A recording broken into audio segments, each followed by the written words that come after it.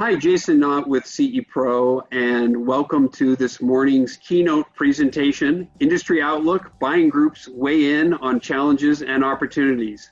I'm honored to be the moderator of today's session with four gentlemen who really need no introduction to the industry.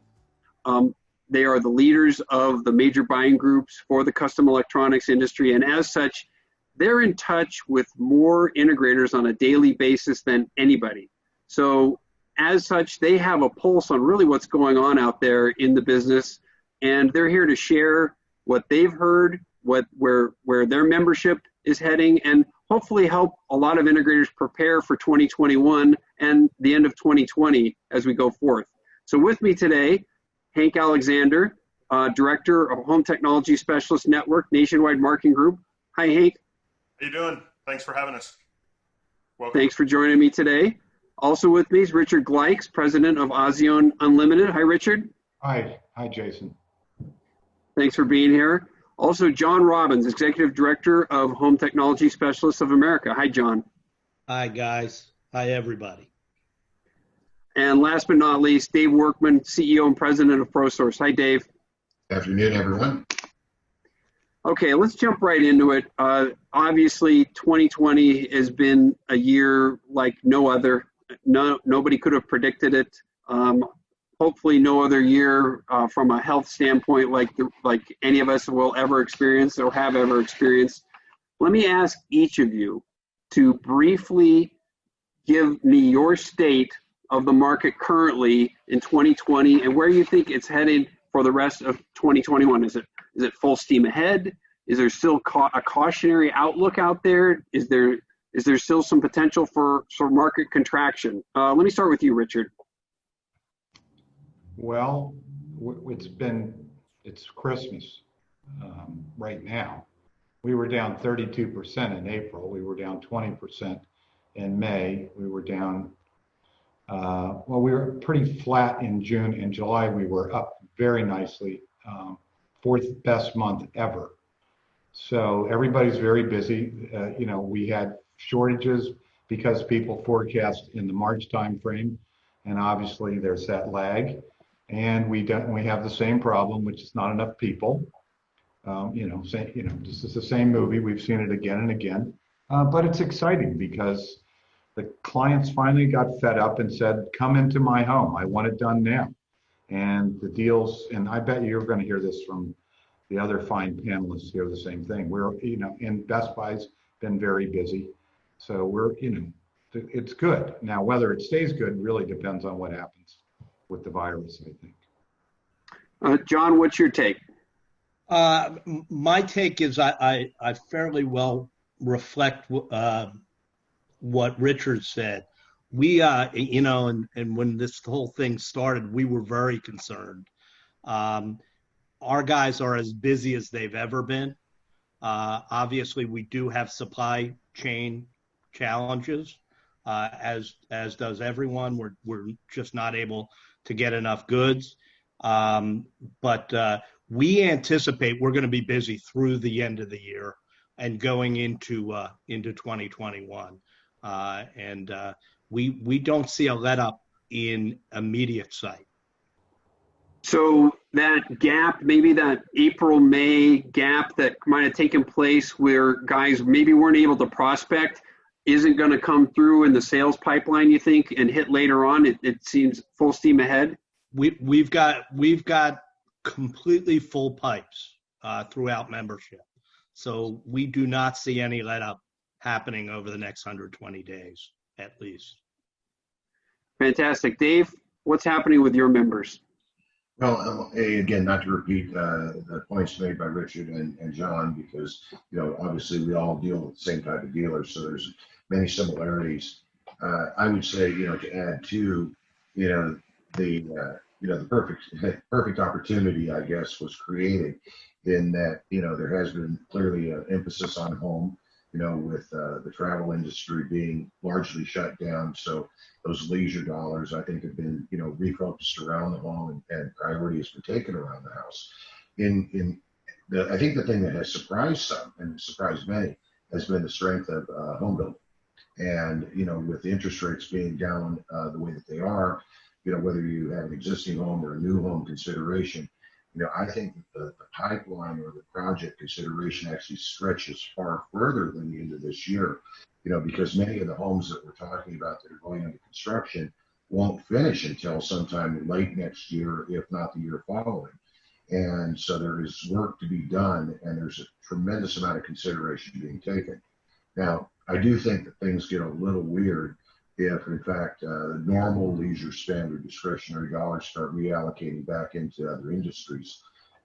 It could take a little bit of the edge off of what we're doing, but at the same time, the need and the want for technology in the home, is being driven not just with the legacy categories and entertainment, but you have the advantage of shading and lighting, which are such nascent categories, and the development and growth of those is so small compared to the potential that I think that those will carry us through to the next level. Because when you start looking at categories, there's always going to be categories shrinking in their amount of the project and those that are expanding.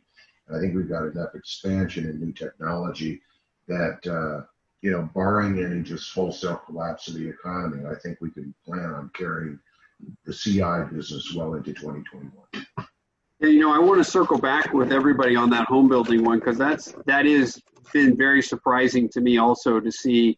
I think I just saw NAHB's builder index was a 13-year high from optimism standpoint. New construction home sales set a record in July, and then housing starts are also on the rise, which has been surprising. But before we circle back to that, Hank, I know obviously your membership have much more of a retail presence than some of the other members, but give us a sense of what's been going on during this pandemic with your members, and then where it looks like for 2021 or for the rest of the year and going forth. Yeah, absolutely. So a little bit of the broken record, very similar to the other three on the panel. Obviously April and May were a challenge. We saw a drop. We saw it come back significantly in June, really rapidly. A lot of our retail partners were able to stay open,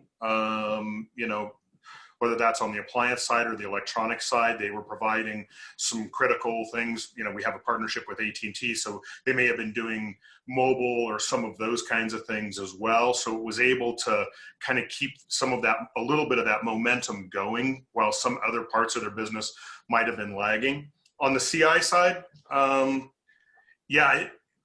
look, April and May were definitely off. June sprung back really, really hard. And truthfully, we had some members in certain parts of the country that if you talk to them, they'd be like, pandemic, what pandemic? We're so busy that, we've got more jobs and we're going to be good through 21, no problem. So, when we look at the channel, both across our retail and our custom install business, 20 is going to be very strong and a lot to carry into 21. And I'd echo a little bit of what Dave said. The housing side of it's very surprising. And, if you look at like the numbers of people that are refinancing their houses and taking some money out of that, and they're putting that into home entertainment. They're putting that into remodeling the house. They're putting that into decks on the outside, all those kinds of things. So it's helping drive a lot of that business for our members. Jason, one point I'd add to what Hank said, we absolutely see both ends of it at ProSource, because we've got all the big regional retailers in our mix as well as the CI. And on the CI side of it, it is a little different in that, it is somewhat capacity controlled in how large of an increase they can actually accommodate because of labor. And they only can go up so much because it is so heavily tied to the installation work that they do. Now, on the other side of it, on the retail side, we actually posted the highest overall increase within our retailers in the history, as long as I've been with the group and going back even to Pro Group, in the mid 2000s. I've never seen an increase across the board as high as I saw in June, matched up again with July, where the retailer is obviously able to accommodate more of that surge demand on a more immediate base. The CI guys, on the other hand, it's kind of like a steady stream up, so you're never going to get the spike. What you get is a forward backlog. And so, the thing that we're seeing is the backlogs are getting extreme. for these dealers, where we've got dealers that are booked out for the rest of the year and are starting to book into 2021 already. So let me ask you to follow up on that retail element. Both you and Hank, is that online sales, or No. is that what, because the stores were shut down? No, in fact, what happened, what surprised me was I would have thought the same thing, Jason, in that, online was ruling supreme. That's where it was. It was across the board. Now, online is taking a higher percentage, but most of the dealers have figured out a way to omni-channel, their presence with the consumer. And so the store experience is definitely evolving, but with the big brick and mortar regionals that we have and online increased more, but everybody increased. Brick and mortar was probably in that 25% up range for those 2 months. Online was just off the charts. Yeah, that's amazing. Let me circle back to the builder question and the housing question, because I think people are wondering about that. I myself really don't have an answer for it, but let me throw this out to you, John. What's going on? Why is housing seem to not be affected by this situation at all? And what should integrators be doing about it? Well, I think obviously the interest rates have something to do with what's going on in new construction. We have a couple members that are very active with Toll Brothers, with Pulte, some of the bigger semi-custom builders, and they're selling houses like there's no tomorrow. Our custom guys are on fire, but we're also seeing a whole lot of business coming in from existing home sales.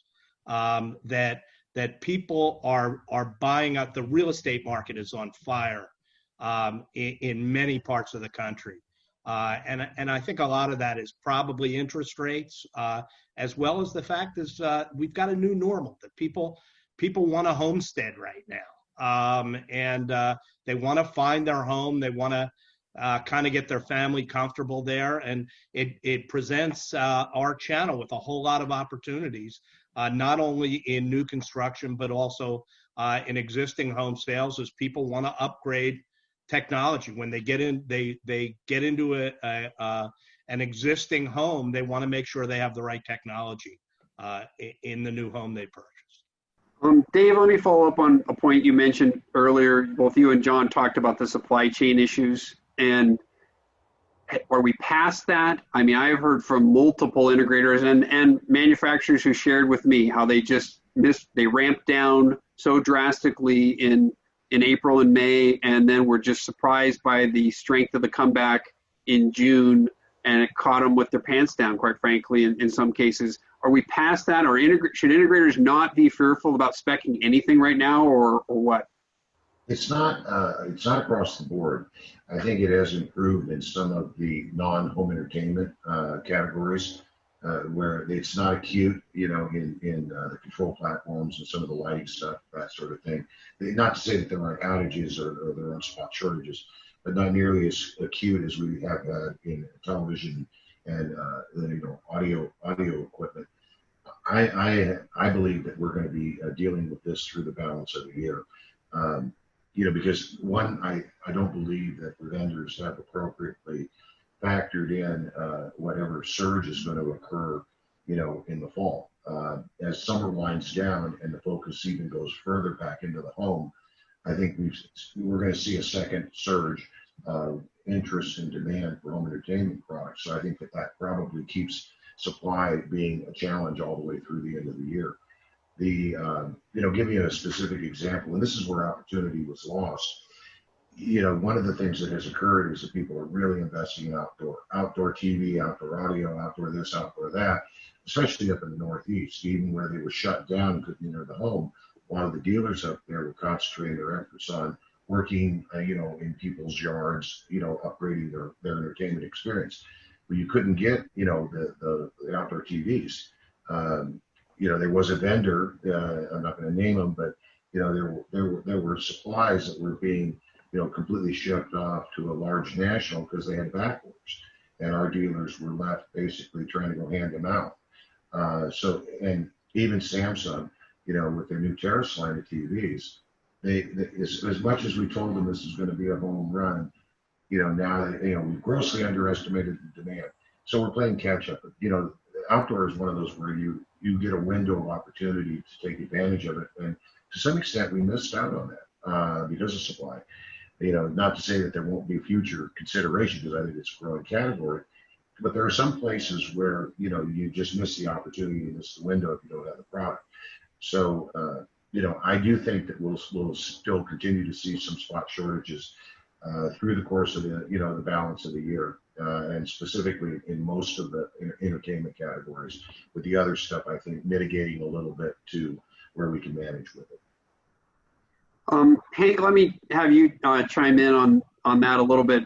Dave just mentioned the surge that's coming in the fall. Is that an election surge? Is that a vaccine surge? Is that just a pent-up demand surge? Do you agree with that? I do. Yeah, that's a pent-up demand surge is what I think it is. Dave's right. There's a lot of outdoor growth. I mentioned it earlier. We see it in our business across all of our categories. Look, there's going to be shortages, I think, going into 21. When we talk to many of our vendor partners and we look at, what they're able to produce and what the run rate looks like going into Q4. And let's face it, there's always some Q4 shortages in AV anyway, just because of the natural cycle of the business in the fourth quarter. So I think it's just going to be amplified, and we're going to be dealing with this into 21. The surge in the outdoor category, truthfully, is just on fire for us. Our outdoor partners, because of our appliance business as well, our outdoor appliance guys, our outdoor furniture guys, our outdoor AV guys, it seems to be the new place to be is outdoors, and as everybody stays home in cocoons, yeah, it's a big category. All right, let's flip the script a little bit here and talk about what might be some threats out there for the market. I'm talking to a lot of integrators who are still dismayed about the squeezing that's happening on the control margin side, obviously the personnel side, but they're desperate for people, but at the same time they're being cautious about hiring. So John, what do you see as the biggest threats out there? Well, you just touched on it, Jason, and the lack of people is more far-reaching than just that there's a lack of people. What's happening is because of that, we can't get jobs done, and we can't get jobs done in a time. So if a client approaches a member and says, "Hey, I want to do this project," and we've done all kinds of outreaches to clients and whatnot, and they're ready to pull the trigger, and when they hear that it's going to be 6 or 8 or 12 weeks before somebody can get the job done, they're going to other places, even if they're existing customers or prior customers. They're going and engaging other people to do that project because they're ready for it. It's kind of impulsive. And the challenge that I see, or the threat that I see to that, is these clients who, in a lot of cases, we've established long-term relationships with them, but they don't feel like waiting. One of the big challenges is they hire the wrong guy, and they end up having a bad experience because there will be people out there that see an opportunity and they say, well, I can be in the AV business. And they're out there taking projects and they don't get done well. Our channel becomes kind of a commodity, and then that's a threat. That's a threat that we're just not doing these things properly because there aren't the right people out there doing them. So it's a little bit more far-reaching than just, I don't have enough people. It's what the end results can be. Yeah. Richard, what do you see as the big threats out there right now? Well, I think that there's two really big threats. I think we have to put people aside. We've been dealing with people issues for, 3 years now. But I think the stock market is overbought. And I think, you know, wealthy people, it's the faucet. They can turn it on or turn it off at their leisure. They do not have to spend money. And I think that the stock market is due for a little bit of a correction, and that will turn the spigot off. Now, that's actually probably a good thing because we'll be able to catch up. And the other thing is, you know, everybody has this hope that we will have, you know, a vaccine, and that's yet to be proven. And this could go on for a couple of years. It'll change the way we live and the way we enjoy, you know, our lives. So I think the jury's out on whether, you know, AstraZeneca or Johnson & Johnson or one of these companies is going to come up with a solution. And that puts, you know, that's a very tenuous situation. You know, part of the people problem is the employees have gotten sick. And when they go down, they're out for 2 weeks at least. And that affects other people on the crew with them as well. So our workforce gets limited by the sickness. And then, you know, it's a very difficult situation. So I think stock market, I think COVID, and people three. Let me pick up on something, John, you mentioned about, you know, the integrators being so busy, not the delay in getting to the projects, getting to the pipeline, and bringing and customers out there hiring other companies. We know that there is going to be, and there already has been, an extreme softness that's occurring in the commercial space with you know, commercial real estate. I wouldn't want to be a commercial real estate guy right now. And do you foresee, and I don't want to paint commercial integrators as those wrong guys, but a lot of the guys in the commercial space are guys who respond to bids, and they're not people who are used to dealing with heads of households and those sorts of luxury buyers. Do you see the commercial guys coming back or moving into the resi space at all? Or is that not something anybody should be looking for? No, I think it's happening already. I think that there are commercial guys that are eating up some of this resi business. I think if, you know, look, clients are not, they don't have a firm understanding as to, all they want to do is get a project done. They want somebody to come in, get it done, and everything works when they leave. They don't really understand, you know, various skill sets, whether it be residential or commercial. They figure whoever they hire is going to come in and do a project properly. So I think that I beg to differ with John. Go ahead and finish, but when you're done, I want to. I think there are probably people out there that are already grabbing up some of this resident that were in the commercial space, that they're taking phone calls and they are doing some of these projects. I'm going to raise my hand. Go ahead, Richard. The commercial guys have great businesses. We should all have their businesses. They have recurring revenue. Everybody buys a service contract. Their business always goes like this. It never goes like that. I'd be really shocked to see that they moved over. It's a different business. They don't like the one-offs. They like selling the same thing again and again. It's a different discipline. They're not used to homeowners. That's not the way they do business. I have a couple of big commercial guys. They have absolutely no interest in doing residential work. And I think the residential guys, we should all be, commercial guys. We should all be commercial guys. They've had great businesses. I think you will see a change, but I think they're going to be fine.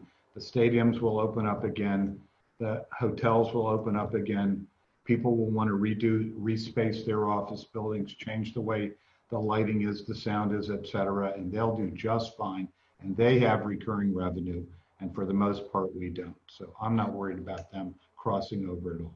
Jason, I'll take a position right in the middle here, because I do think there's an encroachment that's going on between a lot of different industries.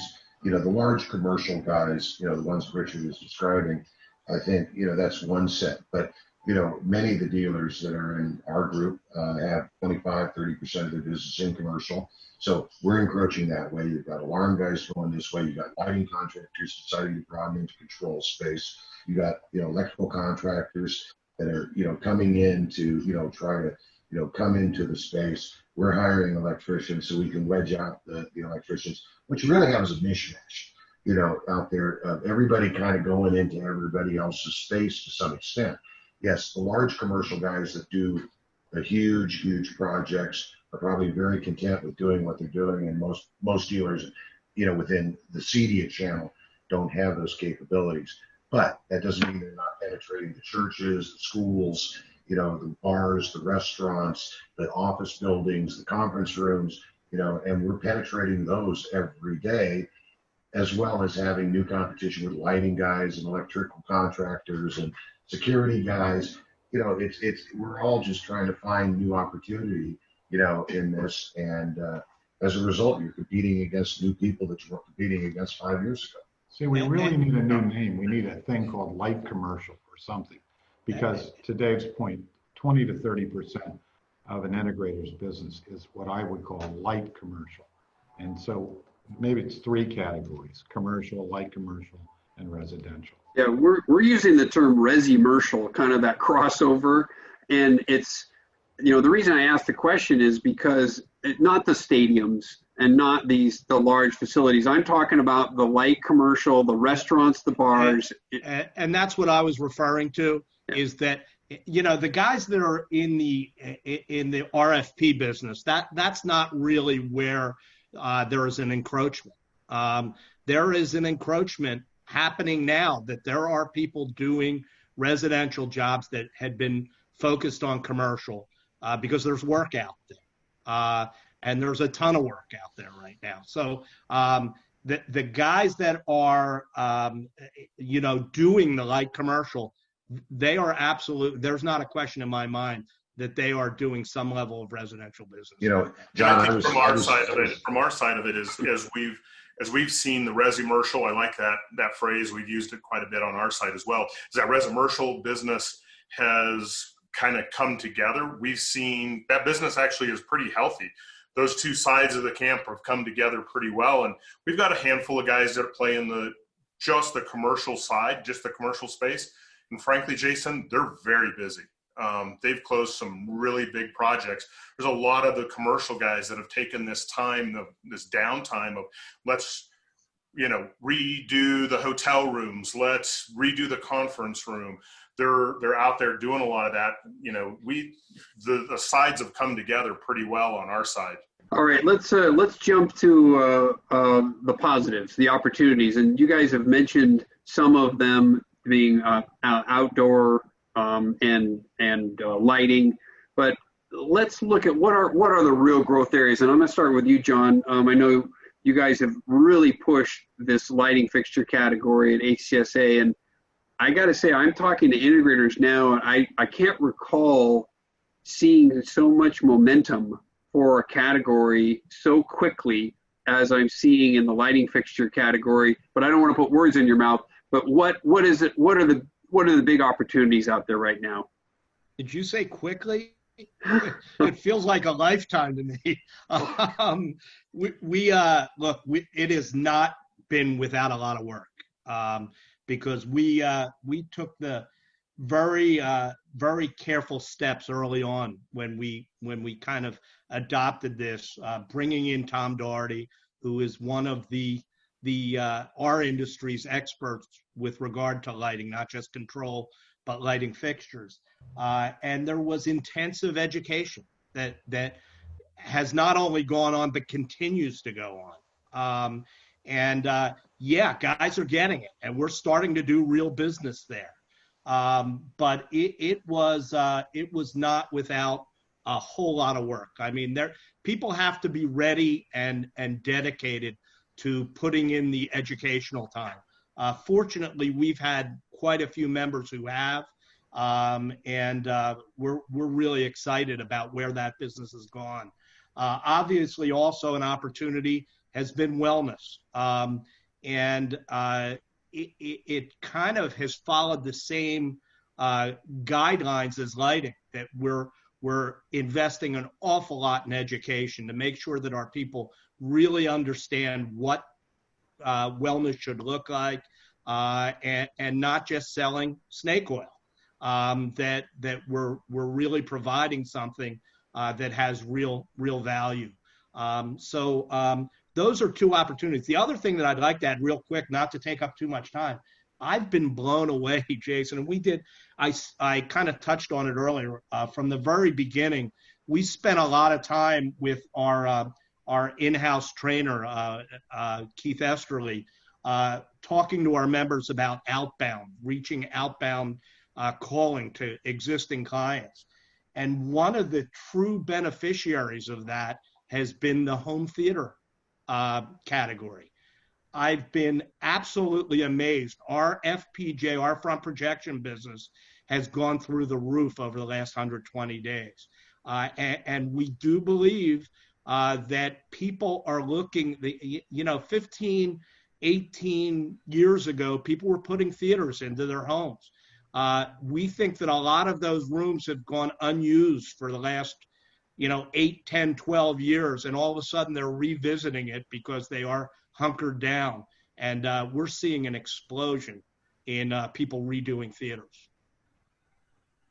All right, let me go around the table here. Richard, how about you? What's the big opportunities you're seeing from the members? I think Jon hit the hot buttons. Wellness is very big. People are concerned. There are air purification devices out there that will absorb items as small as a COVID molecule. So, that's a hot category. Adoption and education, to Jon's point, are very big.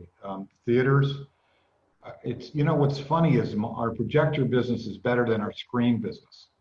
And what that tells me is somebody's had a theater that they already bought a nice Stewart, Cinecurve, and the projector's kind of limping along, and now they decided to replace it. So it's kind of interesting. We've seen, more projector business than screen business.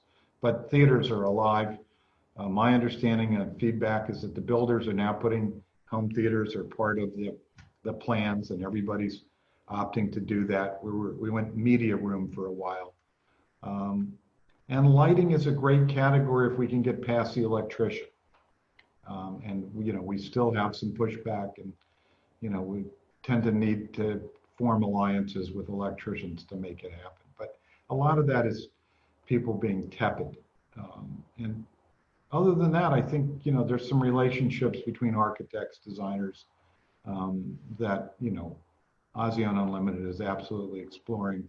But we have enough business right now.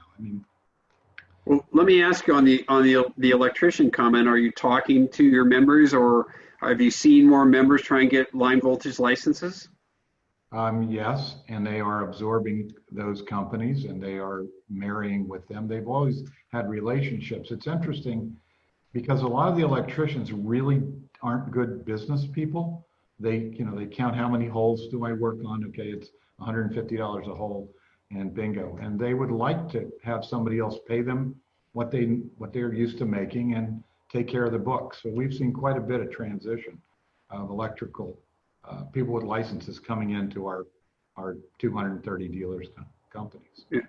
Hank, let me turn to you. I know you guys just announced recently a new appliance push to your members, but tell me what are some of the opportunities you're seeing out there?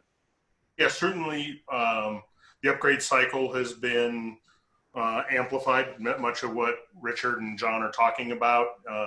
People taking an old media room or theater room and looking at it in a different way and upgrading projection and, watching the 65-inch TV and they go, yeah, I really need that new 77, or I want a 120-inch short throw, or whatever it might be.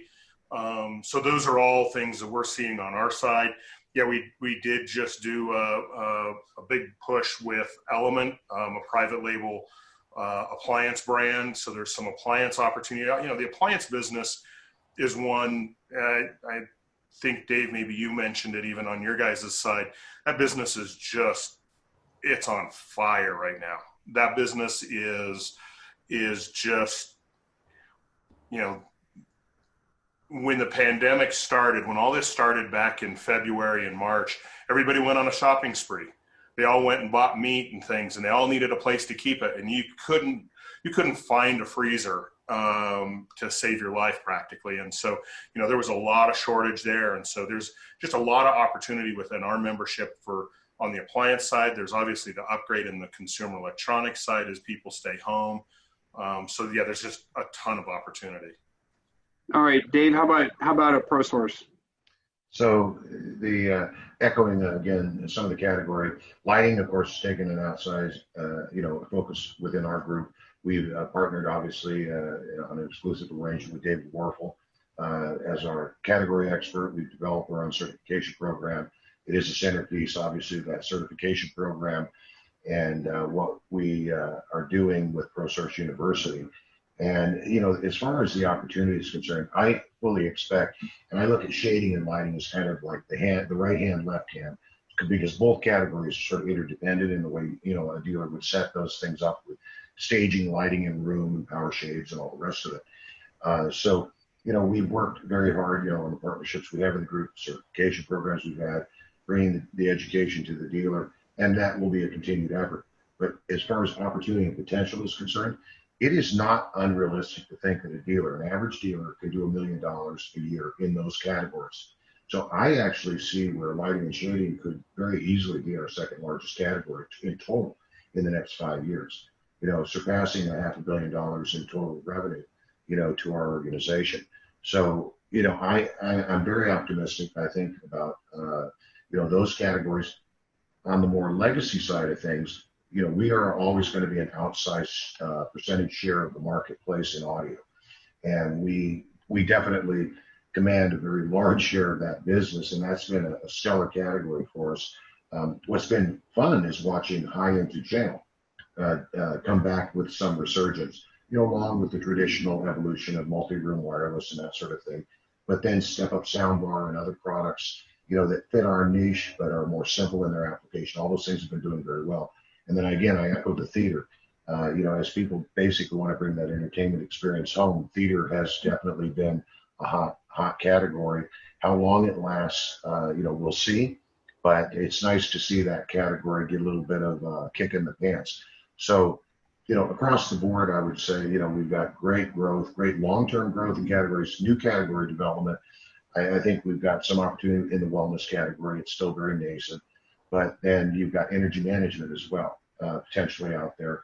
So I think there's new technology, that probably we have, have not even seen the implication of that marrying together. Because I like to go back to the fact that when we started doing town halls about 10 years ago. And at that time, we were telling dealers about getting into networking. And at that time, the response we got from the dealers was, I'm not a computer programmer. I'm not going to have anything to do with that. And you think about what we're selling today, and much of the business we're doing today, dealers weren't even doing 10 years ago. And I bet that 10 years from now, it'll be the same thing when we'll look back and say, we weren't even doing that. Yeah, absolutely.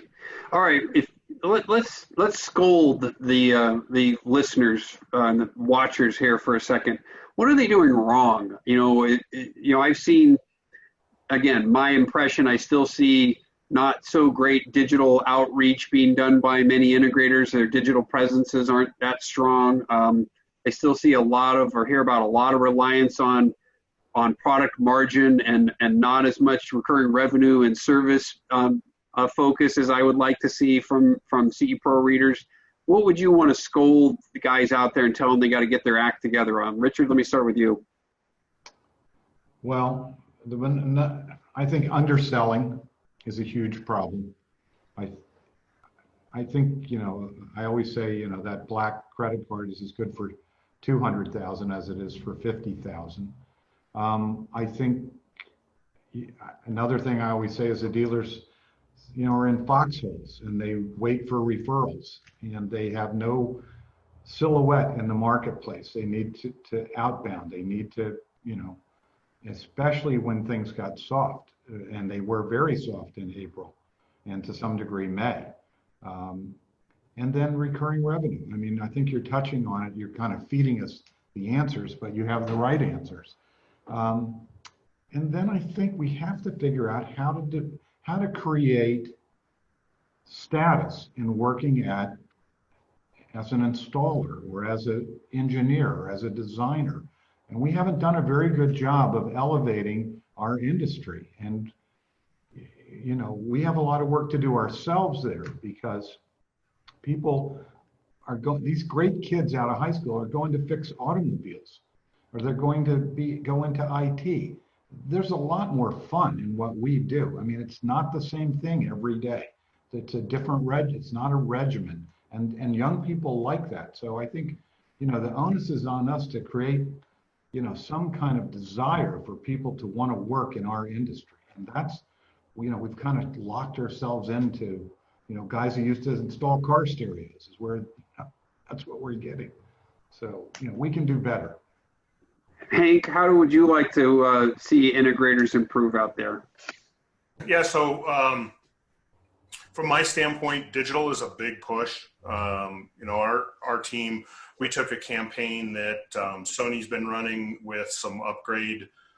They provided some assets for upgrade program, and we ran a complete digital program for our Sony guys that put them right out there in front of everybody on, upgrading their projectors, upgrading their theater room, their media room, all of those kinds of things. And it was using a combination of, the Sony assets that were out there and then heavy lifting on the digital side. And we've seen a tremendous lift in that Sony business and a big push with our members in the digital side. And I think it's, as they start to see that evolution, they really start to want to go, yep, we've got to think more about digital advertising. We've got to think more about how we're interacting with our customers, how we're doing those things. So digital, I think, is a big push for us. We're seeing really good results on that side. Certainly RMR is, reoccurring monthly revenue is I think a place where everybody's leaving some money on the table on that side of it. Yeah, it's funny. Everybody was talking about outdoor, and I was talking to an integrator down in Florida who's doing gangbusters selling service agreements for outdoor. He's like, the plants grow, and those lenses get dirty with all the time. He goes, he's like 70% of his outdoor projects he's got a service agreement on, and he never would have thought about it. So, Dave, how about you? So I'm going to maybe tie a bow around a lot of the comments that have been made, because everybody's really spot on about things that I think we'd like to see, the dealers look at differently. Let's start deal with RMR. I think the biggest challenge for the CI dealer is you have to be able to come and step back from your business a little bit and figure out, for example, in the service area, these guys grow up in this business bootstrapping their way to whatever level of business they're doing. They don't have a lot of systems involved in their business, and a lot of times they're too busy to be busy to do anything different than what they're doing today. And you get back to the old adage about what's the definition of insanity, and then it's doing the same thing over and over again and expecting different results. And what the dealers really need to do is take something like the service component of their business, look at the RMR model, free up time so that they can actually time manage their business to a point that they can embrace digital marketing. They can embrace new category technology. They can embrace a hiring mechanism like we got with ProSource University to onboard new employees. But you can't do that. And the frustration I have with the dealers sometimes is they're so busy being busy, they have no time to do anything to better their improvement and better their operation, because they're just barely keeping their head above water. And yet somehow you've got to break out of that and free time up in your business to step back and allocate time to improvement, not just keeping your head above water, but improving in areas. There's no shortage of direction of areas you can substantially make changes within your business, whether it's digital outreach marketing, whether it's RMR, whether it's new category development, whether it's onboarding new employees to grow the business. They're all there. And we as group leaders try to make the best of providing our dealers with those tools. But we're only as good as the dealer taking advantage of the tools we provide. And so I didn't want to call it scolding, but if I was going to offer advice, it's free some time up in your business one way or another to take advantage of what we're trying to do to help you grow to the next level. All right, John, tell us what guys should be doing better. What Dave said. Actually, it's really right on point. Now is not the time, and I think this is one of the things that we continue to drive home. now is not the time because you're so busy, and our guys are busy. And Dave said it best, they're busy being busy. Now is not the time to not continue to work on building your brand. And building your brand takes a lot of work. There's some things involved in it. There's things involved in sales training. Our guys are really good at specifying projects. They're not necessarily really good at explaining to clients what a really good upgrade path is. Well, let me ask you a question that's kind of on my mind sometimes, and especially when guys are quote unquote fat and happy right now with so much in the pipeline, but there still continues to be this massive gap between the DIY smart home and the custom installation market, and there's a huge gap in between those two. Plain and simple, should integrators be thinking about doing more volume? Should they be looking at down market opportunities for their business? I mean, obviously it depends on what your business model is, but there's so few of them that even address it. Dave, let me start with you. Well, I actually think that they are. What you don't see, okay, everybody puts a classification of DIY. I would tell you that a vast majority of the jobs being done have some component of DIY product in it. It's how they purpose it to create the solution. So we're the hybrid, okay? So no, are we going to go chase 699, all wireless, alarm security control and all the rest? There's obviously not a business there probably for the level of service that, the customer that we're trying to cater to expects. So the DIY product in itself broadens awareness. That's a good thing. And at the same time, there's a lot of components of the DIY world, like an Apple TV, for example, that gets integrated in, to, the system architecture or what they're doing for the router product, and all these other things. So I think that it's kind of a hybrid world. Should we be looking down market? I think that there is always going to be a reduction in value of certain components of the system's architecture, regardless whether you like it or not.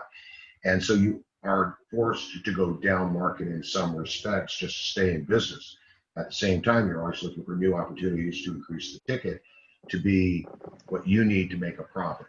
And that may involve actually doing different things and more things. But you look at the control aspect of a system today, for example, what costs $20,000 costs less than $5,000 now. So we're seeing that same down market, but there is a gap between one, the DIY and the other.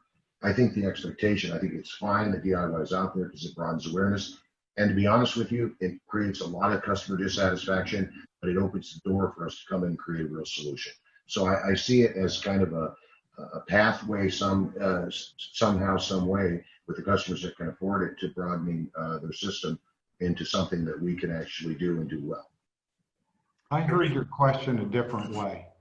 And what I heard your question to be really was not really DIY, but where does the dealer find the sweet spot in profitability of their business?